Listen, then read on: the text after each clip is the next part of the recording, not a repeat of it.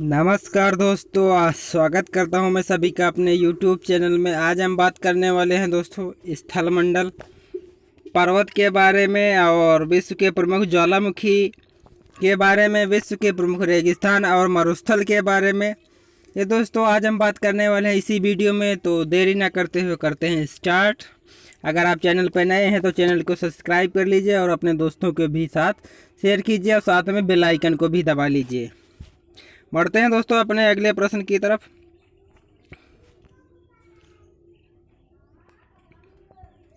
यहाँ पे दोस्तों देखिए, सबसे पहले पर्वत क्या होता है, पर्वत क्या होता है जान लेते हैं, फिर आगे दोस्तों बढ़ते हैं पर्वत क्या होता है। दोस्तों धरातल के 27% भाग पर पर्वतों का विस्तार है।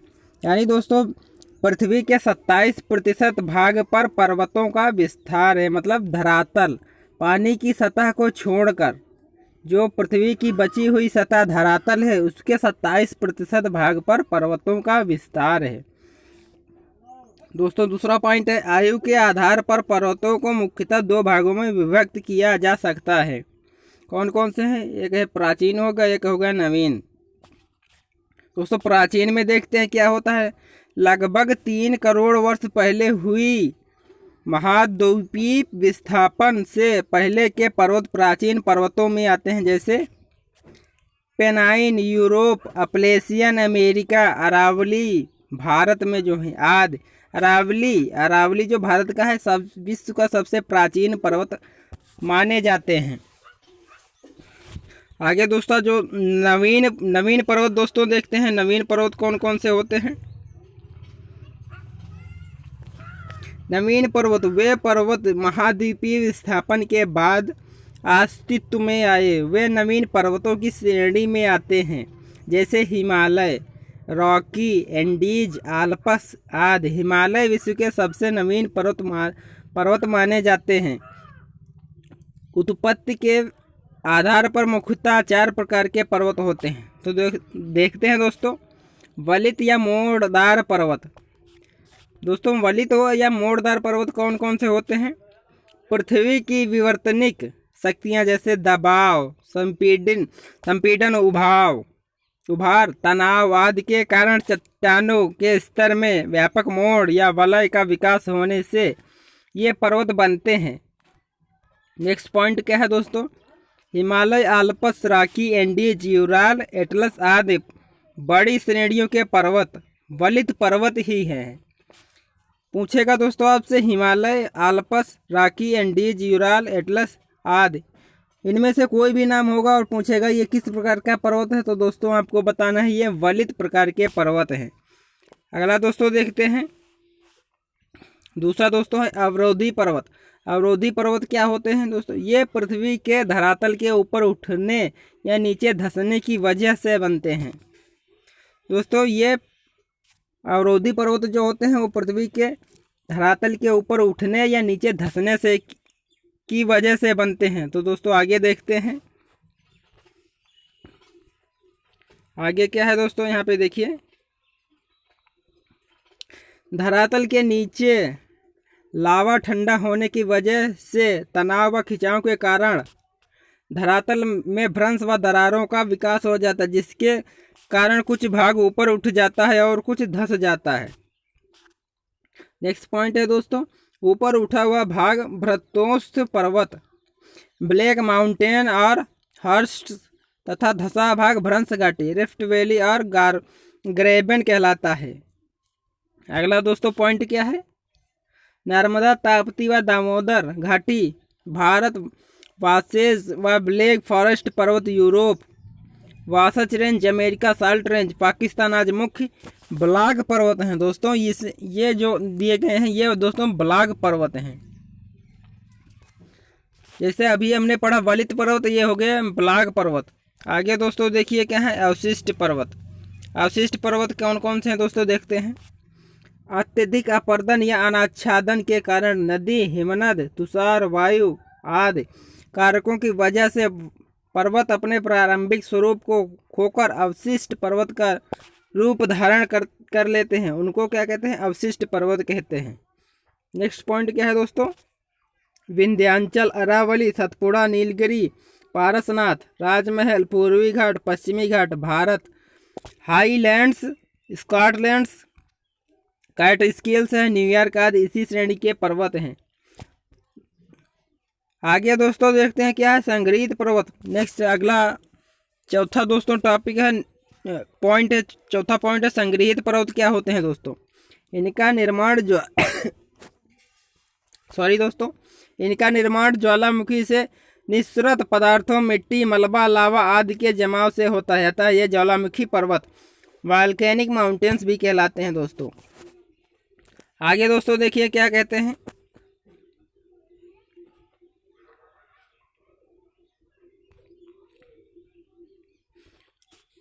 ये रहा दोस्तों आपके सामने, हम पर्वतों के बारे में बात कर चुके हैं। अब दोस्तों हम बात कर रहे हैं विश्व के प्रमुख सक्रिय ज्वालामुखी व उनके देश। दोस्तों आप यहाँ पे देख सकते हैं दोस्तों, यहाँ पे दोस्तों नाम है, ऊंचाई भी दी है उनकी मीटर में है दोस्तों, पर्वतमाला जिसमें स्थित है और देश भी है दोस्तों। तो देखिए कौन सा है। पहला है दोस्तों मोना लोआ। मोना लोआ दोस्तों है 4170 यानी कि 4170 मीटर ऊंचा है दोस्तों। हवाई द्वीप में है दोस्तों, हवाई द्वीप जो कि संयुक्त राज्य अमेरिका में है। अगला दोस्तों क्या है टेकना। टेकना है दोस्तों है 4078 मीटर ऊंचा है दोस्तों, सीरामेड पर्वतमाला में स्थित है दोस्तों। देश है दोस्तों ग्वाटेमाला। अगला दोस्तों है कैमरून माउंट है जो कि है दोस्तों 4070 है दोस्तों इसकी ऊंचाई, और ये मोनार्क द्वीप पर्वतमाला में स्थित है दोस्तों। और ये देश है इसका है कैमरून देश हो गया दोस्तों। अगला दोस्तों है एरेबस दोस्तों है 3795 मीटर ऊंचाई है इसकी। ये रोस पर्वतमाला में स्थित है, इसका देश है अंटार्कटिका। अगला है दोस्तों रिंडजानी है दोस्तों 3726 है ऊंचाई, 2600 मीटर, 3726 मीटर ऊंचाई दोस्तों। लैम्बोक में है, पर्वतमाला में है दोस्तों, और इंडोनेशिया देश में स्थित है। अगला है पिको डी टीडे 3718 मीटर ऊंचाई है, टेनेराइक पर्वतमाला में है, स्पेन देश में है। अगला है सेमेरू 3676 मीटर ऊंचा है, जावा पर्वतमाला में है, इंडोनेशिया द्वीप में है। अगला दोस्तों है निरागोंगा 3470 मीटर ऊंचाई है, वाइरूगा पर्वतमाला में है और कांगो देश में है।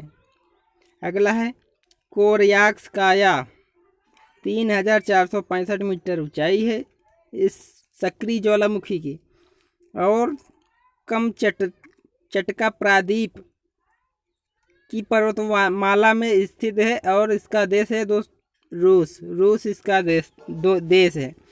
ओजस डेल सलाडो 6885 मीटर ऊंचाई है, ये एंडीज पर्वतमाला में है और चिली में स्थित है। ग्वालेट्री दोस्तों है 160 मीटर ऊंचाई है और एंडीज पर्वतमाला में है, इक्वाडोर में है। कैटोपेक्सी 5897 मीटर ऊंचा है और एंडीज पर्वतमाला में ही है, इसका देश भी इक्वाडोर है। बढ़ते हैं दोस्तों अगले टॉपिक की तरफ।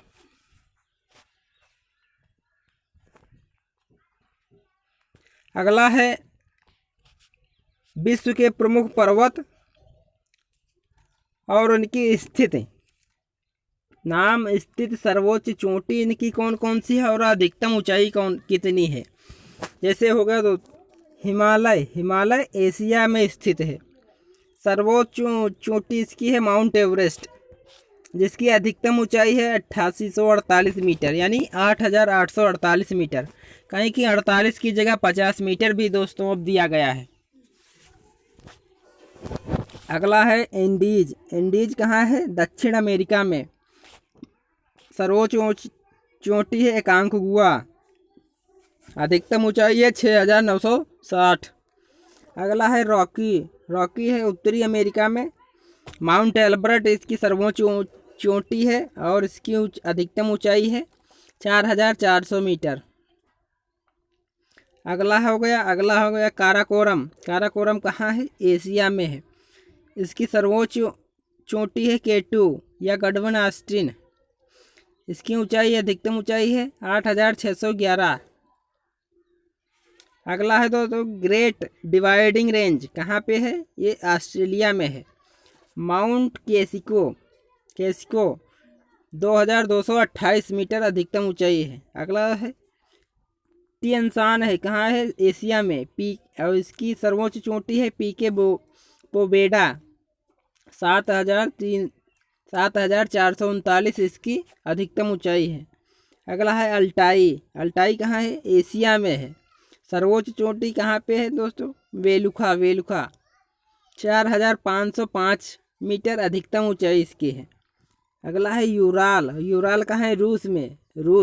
अब सर्वोच्च चोटी कौन सी है? नैरोडनाया, अधिकतम ऊंचाई 1894। अगला है एटलस कहाँ है? अफ्रीका में। सर्वोच्च चोटी कौन सी है? टाउबकाल, अधिकतम ऊंचाई कितनी है? 4165 मीटर। अगला है आल्पस कहाँ है? यूरोप। सबसे ऊंची चोटी इसकी आल्पस की कौन है? माउंट ब्लैक, अधिकतम ऊंचाई 4807 मीटर। अगला है अल्पेशियन कहाँ है? अमेरिका में। अमेरिका सर्वोच्च चोटी कौन से? माउंट मिशेल, अधिकतम ऊंचाई है 2037 दोस्तों। अगला है एपेनाइन कहाँ पे है? इटली में है। सर्वोच्च चोटी कौन सी है? कोनो ग्रांडे, और अधिकतम ऊंचाई इसकी है 2931। अगला है कास्केड सिनरी कहाँ है? उत्तरी अमेरिका में। सबसे ऊंची चोटी कौन सी है? माउंट रेनियर, अधिकतम ऊंचाई कितनी है? 4392। अगला है अलास्का श्रेणी कहाँ है? अलास्का में। सर्वोच्च चोटी कौन सी है? माउंट मेंकिले 6194 अधिकतम ऊंचाई। अगला कौन सा है? काकेशस श्रेणी कहाँ है दोस्तों? यूरोप में। सर्वोच्च चोटी कौन सी है? एल्ब्रस, अधिकतम ऊंचाई है 5633 मीटर। ये दोस्तों हो गए विश्व के प्रमुख पर्वत व उनकी स्थिति और अधिकतम ऊंचाई और सर्वोच्च चोटी। अब बात करते हैं अपने आने वाले अगले टॉपिक के रेगिस्तान, विश्व के प्रमुख रेगिस्तान के बारे में। तो रेगिस्तान जान लेते हैं होता क्या है। रेगिस्तान पृथ्वी का वह क्षेत्र जहां एक वर्ष में औसतन 25 सेंटीमीटर से कम वर्षा होती है रेगिस्तान कहलाता है। जहां पे 25 सेंटीमीटर से भी कम वर्षा होती है वह स्थान रेगिस्तान कहलाता है। सामान्यतः अगला पॉइंट दोस्तों है, सामान्यतः रेगिस्तान गर्म स्थल होते हैं, परंतु द्वीपों के आंतरिक भाग में पाए जाने वाले रेगिस्तान हमेशा गर्म नहीं होते। महत्वपूर्ण पॉइंट है दोस्तों ये यहाँ पे दिया है। विश्व के प्रमुख मरुस्थल देखते हैं क्या है। सहारा विश्व का सबसे बड़ा मरुस्थल कौन सा है? सहारा, जिसका क्षेत्रफल कितना है? जिसका क्षेत्रफल है 90,65,000 वर्ग किलोमीटर। ये कहाँ कहाँ विस्तार है इसका दोस्तों? देखिए अल्जीरिया में है, चाड में है, लीबिया और माली, मारिटानिया, नाइजर, सूडान, ट्यूनीसिया, मिस्र और मोरक्को, लीबिया, इतने देशों में इसका विस्तार है सहारा का। अगला आता है दोस्तों मरुस्थल ऑस्ट्रेलिया कितना है? 15,50,000 है। कहाँ पे है? ये ऑस्ट्रेलिया में ही है। अगला आता है अरब कितना है? 13 लाख है वर्ग किलोमीटर। ये कहाँ पे आता है? सऊदी अरब, यमन और सीरिया, ये 3 देशों में पड़ता है। अगला है गोबी कितना है दोस्तों? 10,40,000। कहाँ पे है? मंगोलिया, चीन की सीमा पर स्थित है। अगला है तो कालाहारी 5,20,000 वर्ग किलोमीटर। कहाँ पे है? बोत्सवाना। अगला है टकलामकान कहाँ पे? टकलामकान कहाँ पे है? चीन के सियांग प्रांत में है। कितना है दोस्तों? इसका है 3,20,000 वर्ग किलोमीटर। अगला है सोनोरन कितना है?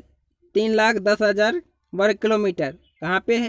एरिजोना USA मैक्सिको में है। अगला है नामीबा। नामीबा 3,10,000 वर्ग किलोमीटर कहाँ पे है? नामीबिया में है। अगला है काराकोरम 2,70,000। 2,70,000 कहाँ पे है? तुर्कमेनिस्तान में है। अगला है थार जो कि अपने भारत का है। थार कितना इसका विस्तार है? 2,60,000। कहाँ पे है? भारत और पाकिस्तान की सीमा पर है। अगला है सोमाली। सोमाली कितना है? 2,60,000 वर्ग किलोमीटर। कहाँ पे है? सोमालिया गणराज्य में। अगला है अटाकामा। अटाकामा कितना है? 1,80,000 वर्ग किलोमीटर। कहाँ पे है? उत्तरी चिली। अगला है काजिलकुम। काजिलकुम कितना है? 1,80,000 वर्ग किलोमीटर। कहाँ पे है? उज्बेकिस्तान में। अगला है दस्तेलुट कितना है? 52,000 वर्ग किलोमीटर। कहाँ पे है?